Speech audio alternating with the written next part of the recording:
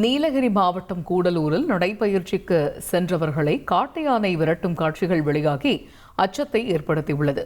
இது பற்றிய கூடுதல் விவரங்களை செய்தியாளர் சதீஷ் முருகனிடம் கேட்போம். சதீஷ் முருகன், இந்த காட்சிகள் பதைப்பதைப்பை ஏற்படுத்தக்கூடியவையாக இருக்கிறது. இது குறித்து வனத்துறையினர் மேற்கொண்டிருக்கக்கூடிய நடவடிக்கை என்ன? வணக்கம். நீலகிரி மாவட்ட பகுதி மற்றும் அதை சுற்றியுள்ள வனப்பகுதியிலிருந்து காட்டு யானைகள் தனியாகவோ கூட்டத்தோடு பொதுமக்கள் வசிக்கும் பகுதிகளுக்கு உணவு தண்ணீர் தேவைக்காக வருவது அடிக்கடி நடைபெற்று வருகிறது.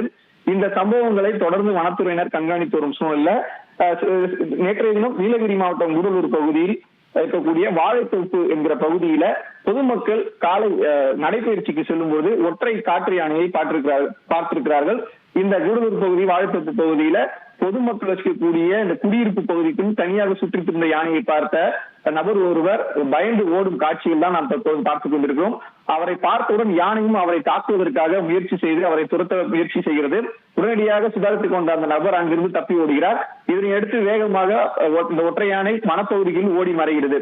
இந்த சம்பவம் தொடர்பாக வனத்துறையினர் அந்த ஒற்றை யானை குறித்தான விசாரணை மேற்கொண்டு வருகின்றனர். எந்த பகுதியெல்லாம் இது போன்ற யானை நடமாட்டம் இருக்கிறது என்பதை தீவிர கண்காணிப்பு ஈடுபட்டு வருகின்றனர். அதே போன்று அந்த பகுதியில் இருக்கக்கூடிய பொதுமக்களுக்கும் இரவு நேரங்கள் மற்றும் விடியற்காலை அதிகாலை பகுதிகளில் தனியாக வெளியே வர வேண்டாம். காட்டு யானை நடமாட்டம் இருக்கக்கூடிய பகுதிகளை அடையாளம் கொண்டு அந்த பகுதியில் இருக்கக்கூடிய பொதுமக்களை கவனத்துடன் இருக்கவும் வனத்துறையினர் எச்சரிக்கை விடுத்திருக்கின்றனர். தகவல்களுக்கு நன்றி சதீஷ். செய்திகளை உடனுக்குடன் தெரிந்து கொள்ள உடனே சப்ஸ்கிரைப் பண்ணுங்க.